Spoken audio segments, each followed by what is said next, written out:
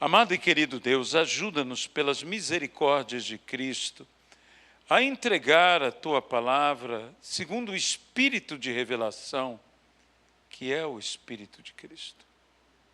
Fala a cada um de nós e abençoa-nos, no nome de Jesus Cristo, para a honra, glória e louvor do Senhor. Amém. Pai.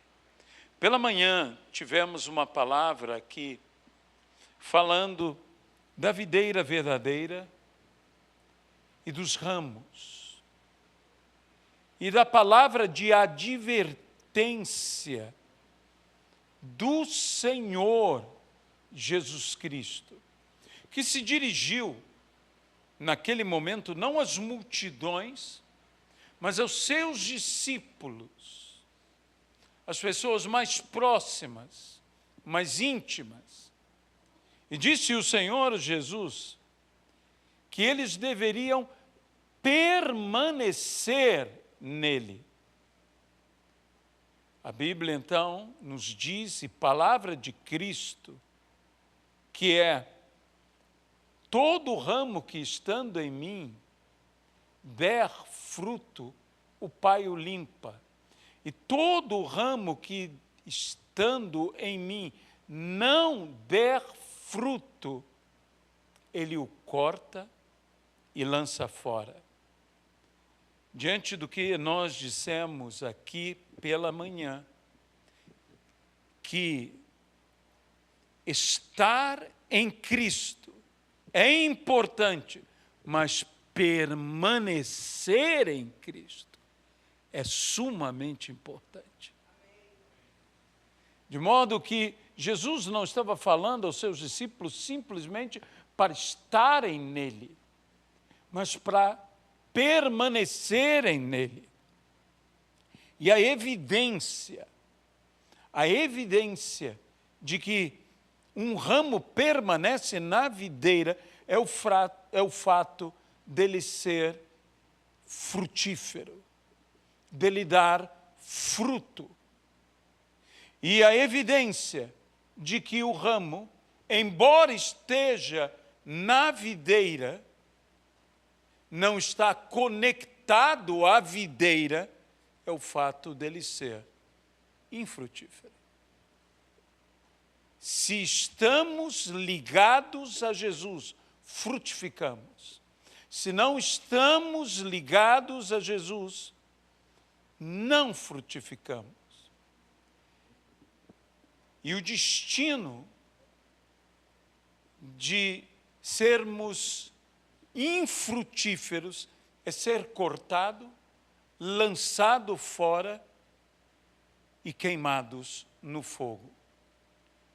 O destino de sermos frutíferos é sermos podados ou limpos para que frutifiquemos ainda mais, pois é a poda que possibilita que frutifiquemos ainda mais. Sem poda não há continuidade de frutificação. No entanto, em um momento na mensagem, que é de onde iremos tomar para poder falar agora à noite, nós falamos que quando você põe a ênfase no frutificar, a ideia é número, é multiplicação, é quantidade. Mas quando você põe a ênfase no fruto, a ideia é qualidade. A quantidade é importante, mas a qualidade é igualmente importante. Porque se houver uma quantidade, mesmo que abundante, de um fruto de baixa qualidade, isso será decepcionante. E toda a palavra de Jesus começa dizendo: eu sou a videira verdadeira. E dissemos aqui que essa expressão verdadeira, literalmente no grego é que não mente. E no hebraico significa que não decepciona. Por isso é dito ainda que o fruto da oliveira minta, Abacuque. Ou seja, que o fruto da oliveira decepcione. O fruto da oliveira pode decepcionar, e qualquer fruto pode decepcionar na quantidade e na qualidade. Não é suficiente ser muito, é necessário que seja excelente. Excelente e igualmente em abundância. Então, há várias interpretações para o que é este fruto. Alguns dizem que são nossas obras. Outros dizem que são as almas a serem ganhas. No entanto, não podemos nos esquecer, e eu não estou dizendo que essas interpretações estão erradas, são aceitáveis, são corretas. Não podemos nos esquecer do princípio de Gênesis, quando Deus criou as árvores que produziam fruto. E disse que produzam fruto segundo a sua espécie. Nós sabemos que Jesus mesmo disse: pelos frutos os conhecereis. E uma árvore boa não pode dar fruto ruim.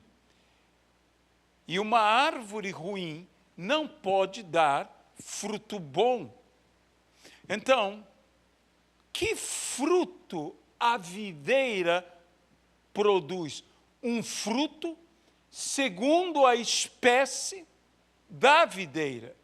Até salientamos que na cultura vinícola, com os vinhos, o tipo da uva importa. A qualidade da uva importa. Será a qualidade da uva que determinará a qualidade do vinho. Então, que qualidade de fruto estamos, como ramos, produzindo?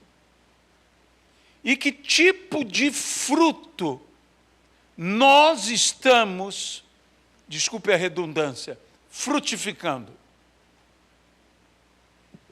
Se a videira é Jesus, o nosso fruto tem que ter a qualidade determinada por Jesus. Ou seja, meu fruto, nosso fruto, tem que ter gosto de Cristo, cheiro de Cristo. E se meu fruto não está tendo gosto de Jesus e cheiro de Jesus, é que eu não estou frutificando a partir de Jesus. Porque cada árvore frutifica segundo a sua espécie. Eu tenho que dar um fruto que tenha as características de Jesus.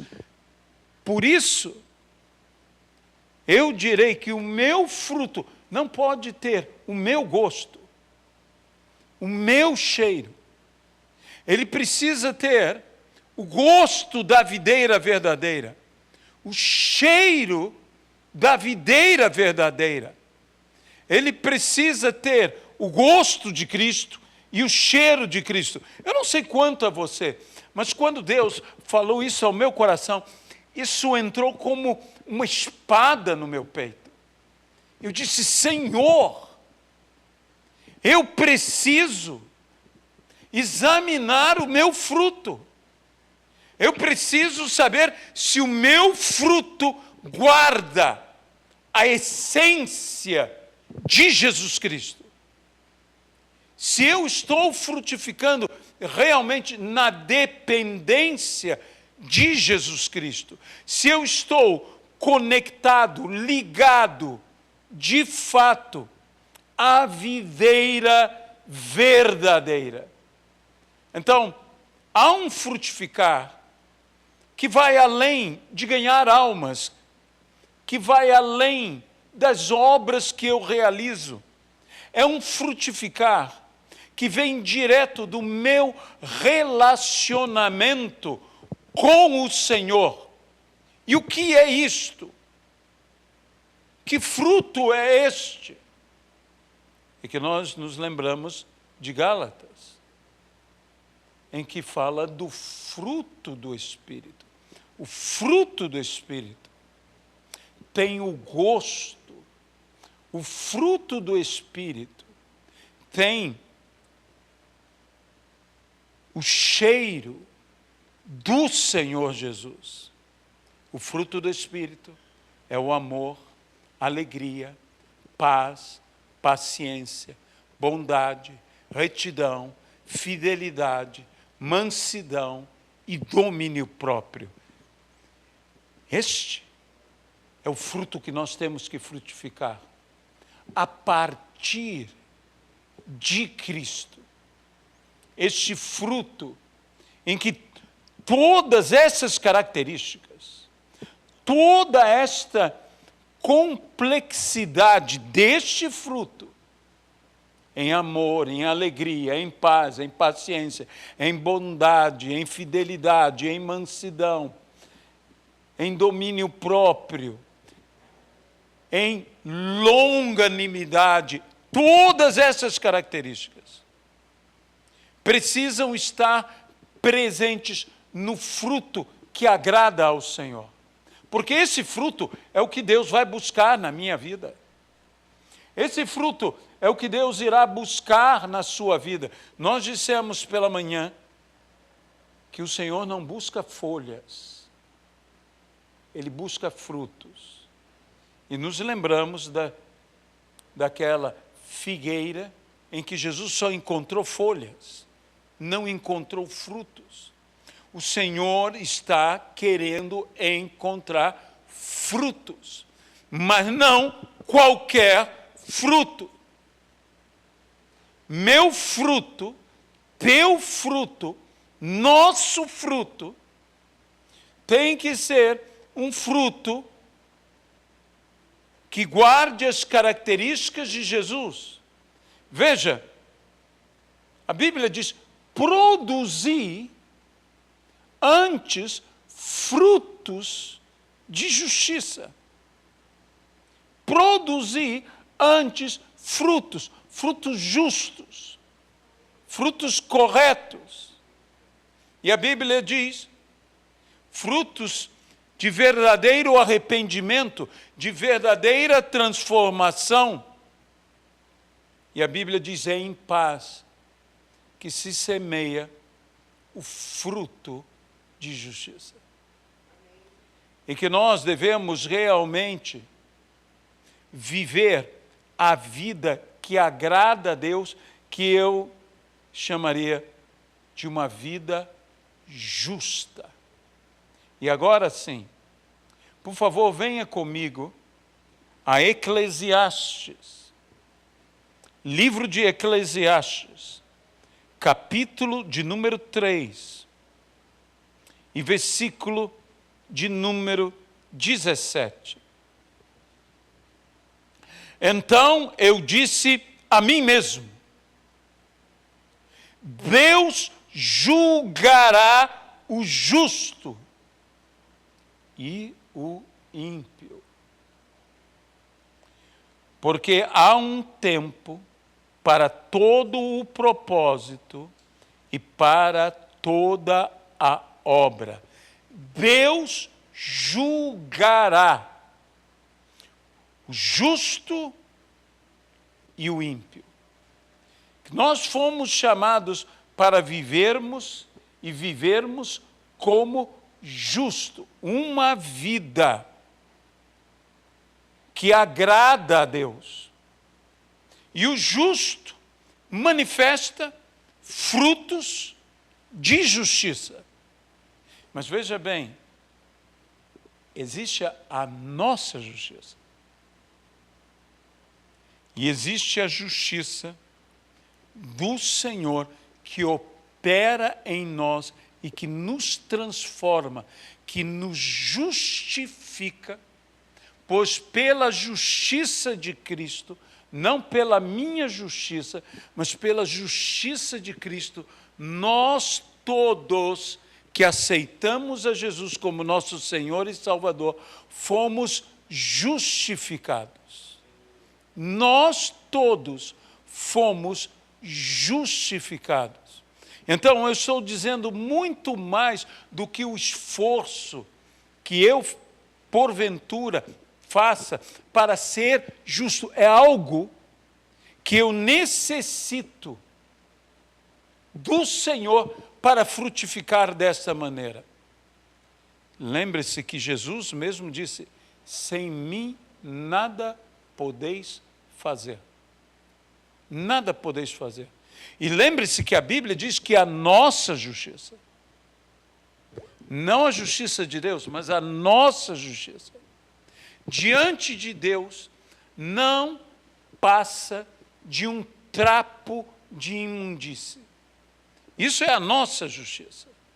Então, eu não estou dizendo e não estou desvalorizando o esforço de cada um lutar por viver uma vida santa, reta, justa, agradável a Deus, mas eu estou dizendo que há uma frutificação.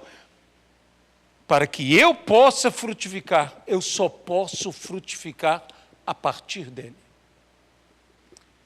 Jesus disse: nenhum ramo pode frutificar de si mesmo, mas todo ramo que está em mim e que permanece em mim, este dá fruto. E não apenas dá fruto, a Bíblia diz: eu vos designei para que indo, deem fruto. E nisto é glorificado o Pai, em que deem muito fruto. Nosso destino é frutificar e frutificar abundantemente, porém eu volto a dizer, na dependência da videira. E seremos julgados. Não é só o ímpio que é julgado. O justo é julgado. E por que o justo, se é justo, tem que ser julgado? Ao juízo final, tão falado. No juízo final, o ímpio é julgado e já está condenado. E o justo é julgado para receber galardão. Porém, a Bíblia também diz: cada um comparecerá diante do tribunal de Cristo para dar contas do bem e do mal que tiver feito através do corpo.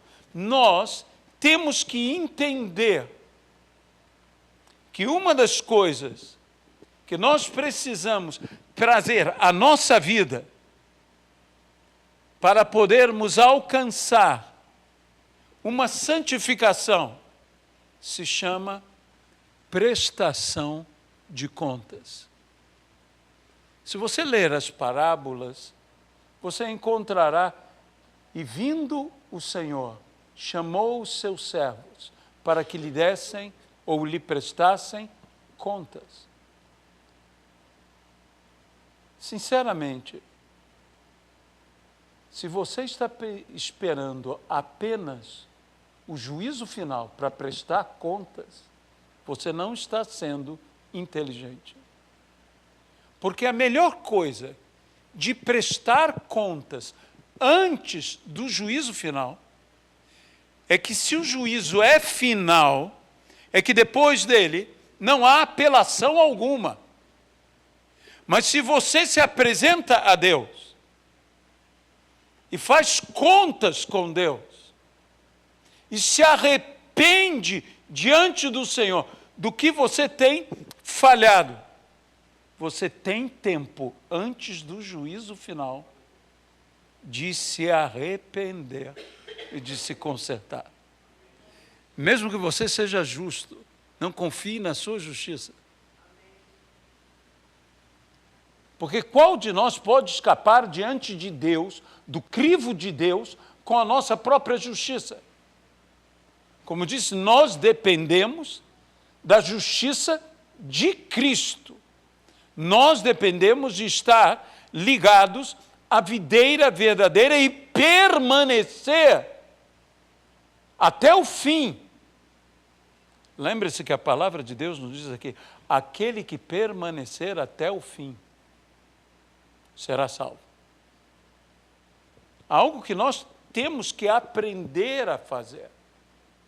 Todo o juízo, antes do juízo final, e eu volto a dizer, se é final, é que pelo menos tem que haver um ou mais juízos antes dele. Que senão não seria juízo final, seria juízo único. É o juízo final. Todo juízo que vem antes do juízo final é uma oportunidade redentora para que o justo e até o ímpio possam se arrepender. Porque se o justo não se arrepende, ele cai pela sua própria soberba. Veja, na parábola do fariseu e do publicano, veja a postura do fariseu na parábola. E diz: Senhor, eu te dou graças porque eu não sou como esses outros homens, como este aqui. Eu executo isso, eu realizo isso, e tudo que ele fala são coisas que estão na palavra e que ele cumpre. Mas o que ele fala diante de Deus, embora eu ache que ele não está falando de fato diante de Deus como deveria falar, porque a Bíblia diz que o fariseu falava de si, ou orava de si para si mesmo. Ou seja, a oração não saía dele. Ele falava dele para ele mesmo. E o publicano não ousava levantar os olhos para o céu, batia as mãos no peito e dizia: tem misericórdia de mim, ó Deus, porque sou um pecador. Então, diante de Deus, nós temos isso: entremos na sala do trono. Nós cantamos isso demais. Oh, o caminho está aberto. Vamos entrar na sala do trono.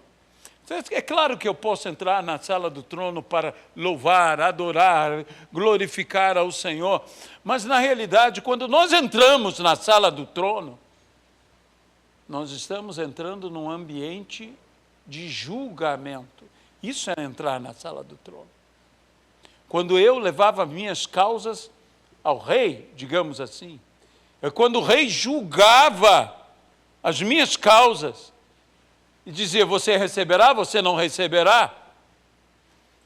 Muitas das passagens que nós vemos na Bíblia de entrar na sala do trono significa isto, de colocar diante do Senhor e ser julgado diante do Senhor. Lembre-se, Esther entrou na sala do rei Assuero, foi julgada e recebeu graça. Natã entrou na sala do rei Davi e trouxe uma causa para ser julgado. Aquelas duas mulheres levaram a sua causa diante de Salomão. Entrar na corte, entrar na sala, implica, muitas vezes, em julgamento. Você está pronto para entrar na sala? Sabe, outro texto que nós falamos muito é, eu posso entrar. Eu posso entrar, porque o véu foi rasgado. Você sabe que o grande desafio não é entrar, é sair. O sumo sacerdote, quando entrava uma vez por ano, o desafio que todo mundo esperava é, ele saiu, aleluia, vivo, ele saiu vivo. Ele saiu vivo. Nós podemos entrar e nós podemos nos mover e sair vivos, não pela nossa justiça, como o sumo sacerdote não se fiava na justiça dele, mas no sacrifício que ele apresentava diante do Senhor, pelos pecados do povo, e por causa do sacrifício do Cordeiro, que nós temos que voltar a pregar mais sobre o sacrifício do Cordeiro, é que nós podemos entrar e nós podemos sair vivos. Porque senão, nós entraríamos e não sairíamos, porque morreríamos. O grande desafio era esse. Que tipo de fruto eu tenho produzido? É um fruto que guarda o cheiro de Jesus, o gosto de Jesus. É um fruto como o fruto do Espírito, porque quando você vê aquelas características do fruto do Espírito, você está vendo as características de Jesus Cristo. Amor, alegria, paz, paciência, bondade, retidão, fidelidade, mansidão e domínio próprio.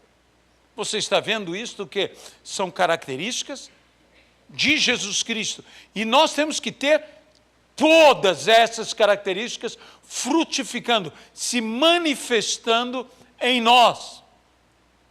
Se manifestando em nós é o fruto. Esse pacote vem inteiro. Você não tem amor e eu tenho amor, meu problema é que eu não sou paciente. Eu disse, como é que você pode ter amor e não ser paciente? Se uma das características do amor é ser paciente. Não, aqui é difícil para mim. Eu tenho fé, mas meu problema é retidão. Eu não sou assim tão reto. Eu dou umas curvas. Eu saio do trajeto. Como é que você pode ter fé e não ser fiel? Porque fé e fidelidade são a mesma coisa. Você não pode desassociar fé de caráter. Fé sem caráter não passa de uma mera crença. E assim por diante. Este pacote vem inteiro. Este é um fruto que você tem que ver na complexidade dele. Ele tem que ter as características, não minhas. Meu fruto tem que ter as características de Jesus. E agora, me falta entender, para entender o que é um justo, compreender o que é um ímpio. Foi pelos ímpios que Jesus morreu. Jesus não morreu pelos justos, porque não há um justo sequer. Não é isso que a Bíblia diz? Todos pecaram e destituídos estão da graça de Deus.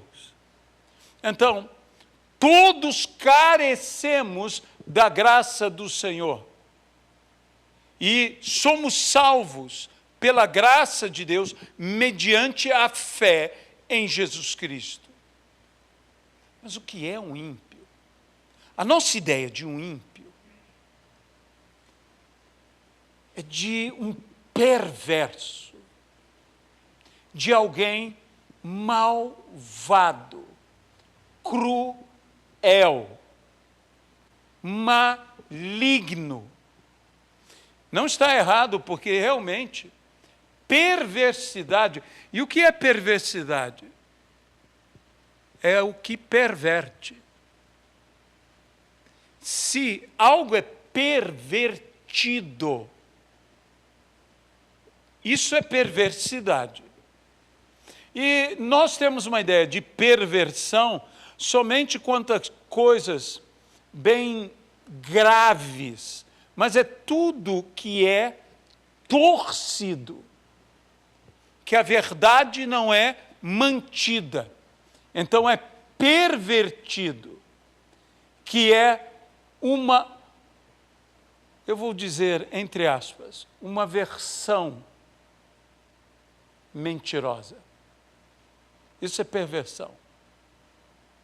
E quanta gente tem pervertido, e hoje pervertido até a palavra, pervertido até a verdade. Isso é impiedade. Isto é o que nós chamamos biblicamente de iniquidade. Iniquidade é diferente de pecado. O ímpio, o perverso, o iníquo é diferente do pecador. O pecador é aquele que peca oportunamente. Em um momento ele peca. Se peca, é pecador. Agora, o iníquo, o ímpio, ou perverso, porque tanto no grego quanto no hebraico, essas palavras são praticamente sinônimos. É o que vive pecando, é diferente. O pecar é a vida dele. Isso não quer dizer que ele viva pecando grosseiramente ou grotescamente. Jesus disse, basta pecar num princípio que você pecou contra toda a lei. Toda a lei.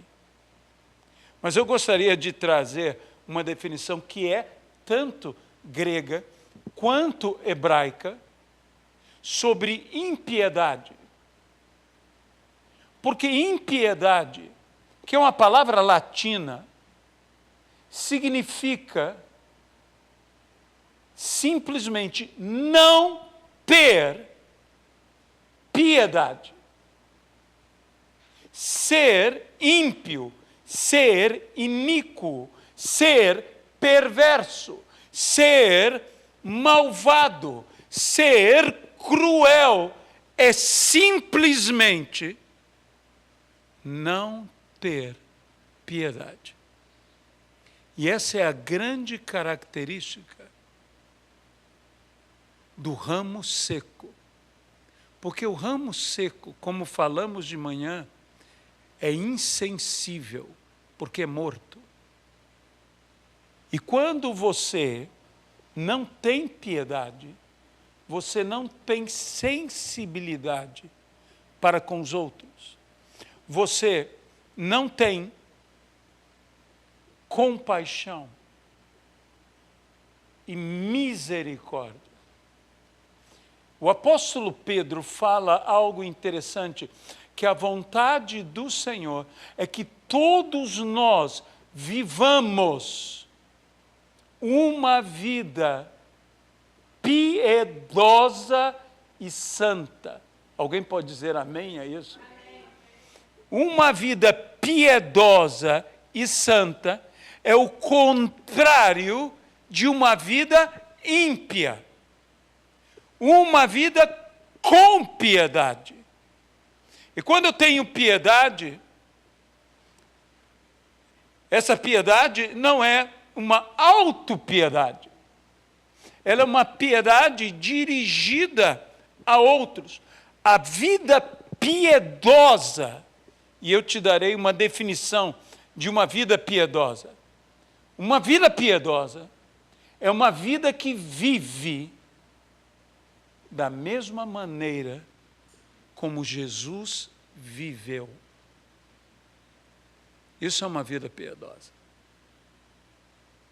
E é simplesmente este nível de vida que Deus quer que vivamos. Vivamos como Cristo viveu. Tenhamos a mesma compaixão, a mesma misericórdia. Disse, mas pastor, isso é demais. Quem pode viver dessa maneira? Há coisas que Deus nos pede que Ele sabe que nós, por nós mesmos, não podemos fazer. Você deve se lembrar do que Deus disse a Abraão: conta as estrelas, se é que podes. Deus sabia que Abraão não podia contar, mas pediu que ele contasse. E disse o Senhor a Abraão em uma outra ocasião: anda na minha presença, glória a Deus, e ser perfeito, glória a Deus. Porque como é que alguém pode ser perfeito? E Deus pede para Abraão ser perfeito. E Paulo diz, não que eu tenha alcançado, mas eu prossigo para o alvo. Disse, não sou perfeito, mas nós que somos perfeitos. Diz Paulo, decida-se, é ou não é? Ele caminha rumo à perfeição, olhando o autor e o consumador da nossa fé. Eu não posso, por mim mesmo, ser perfeito. Eu não posso frutificar do meu fruto. Mas o meu fruto que eu frutifico, frutifico de Cristo. Aí sim, eu sou perfeito. Não em mim, mas nele. Nele. Vivo eu uma vida que é uma vida de piedade? Tenho eu uma vida de compaixão? Veja como Cristo se dirigiu aos seus discípulos, disse, amai-vos uns aos outros. Se ele parasse aí, eu diria, não, isso dá para fazer. Mas ele disse, como eu vos amei. Como eu vos amei. Amai-vos com o mesmo amor com o qual eu vos amei. Vivam com a mesma piedade, com a mesma misericórdia, com a mesma compaixão para com os outros, como é a minha piedade, a minha compaixão, a minha misericórdia. Tenham e a Bíblia vai longe, diz, tenham em vós o mesmo sentimento que houve em Cristo Jesus. Meus irmãos, Deus não nos pediu algo fácil. Deus nos pediu algo impossível. Mas Jesus disse, há coisas para os homens que são impossíveis. Porém, para Deus, nada é impossível. Eu entendi que o meu esforço, se eu posso chamar assim, está ligado a Jesus. Está conectado a Jesus. E que no sobrenatural, naturalmente, eu produzirei os frutos. Eu produzirei frutos dignos. Eu produzirei frutos que têm sabor e que têm gosto de Jesus. Então eu não temerei ser julgado. Porque quando Deus chegar como o agricultor para buscar em mim os frutos, ele não encontrará um fruto que não seja bom. Ele encontrará um fruto excelente. Árvores boas dão frutos bons. Árvores ruins dão frutos ruins. Mas a Bíblia diz em Cantares que os frutos do jardim do Senhor não são nem bons, nem ruins, são excelentes. E frutos excelentes têm que surgir de árvores excelentes. E eu só conheço uma árvore que é muito melhor do que boa. É excepcional, é excelente, é maravilhosa. E lembre-se que, falando de Cristo, não diz apenas que ele era maravilhoso, mas tudo o que ele fazia, fazia maravilhosamente bem. Pare de tentar apresentar a Deus uma justiça imunda, porque você será julgado e condenado por sua justiça pessoal. Apresente a Deus uma justiça que é tão excepcional que eu e você não temos condição de produzi-la, a não ser através de Jesus Cristo. Que Ele encontra em nós frutos que têm cheiro de Jesus, que têm sabor de Jesus. E aí, Ele vai se agradar, porque este é o meu Filho amado, em quem me comprazo. Este é o meu Filho amado. É Jesus Cristo. E eu quero produzir frutos dignos de arrependimento. E isto eu só posso fazer por meio de um elemento: fé. E de fato, sem fé é impossível agradar a Deus. O que Deus tem encontrado em mim? Porque eu nem posso me chamar de árvore. Nesse particular, eu me chamo de ramo. Nesta coisa insignificante, o ramo, mas é ali que o fruto surgirá. E eu não quero imaginar que o ramo pode dar fruto de si mesmo, porque ele não pode. Se ele não estiver ligado à videira, ele não dará fruto. Amém? Senhor nosso Deus, eu me coloco diante do Senhor e eu peço esse milagre para todos nós. Que possamos entender que seremos julgados, que seremos analisados, quer justos, quer ímpios. Que seremos, Senhor, julgados, e se estivermos confiados na nossa própria justiça, mesmo sendo justos, seremos condenados. Mas se nos arrependermos e confiarmos na tua justiça, mesmo sendo ímpios,